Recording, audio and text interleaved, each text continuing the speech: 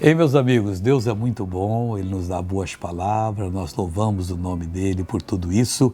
E eu quero estudar com você agora Romanos 7,16. Escuta o que diz a palavra de Deus. E se faço o que não quero, consinto com a lei que é boa. Olha, eu não quero fazer o que eu não quero, mas às vezes eu faço. Então eu consinto com a lei que é boa. A lei de Deus, mas só que nós temos o Evangelho que é melhor.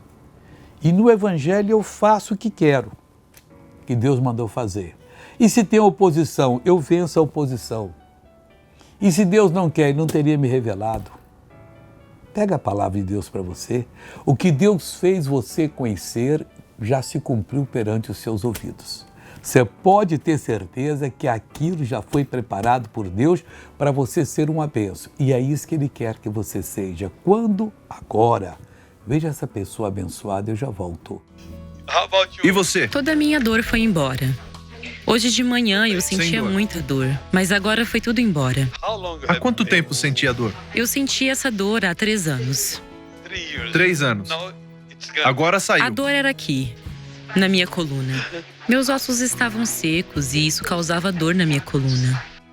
E agora? Agora estou bem. Agora consegue fazer tudo? Posso. Aleluia! Amém. Vamos orar agora? Pai, em nome de Jesus, eu quero a lei da liberdade, da cura, da prosperidade, da santidade, a lei completa do Senhor na minha vida. Eu uno a minha fé com a fé dessa pessoa, repreendo todo o mal que está na vida dela e digo: o mal saia, vá embora, desapareça. Isso é uma ordem, em nome de Jesus Cristo. E você diz amém. Bom dia.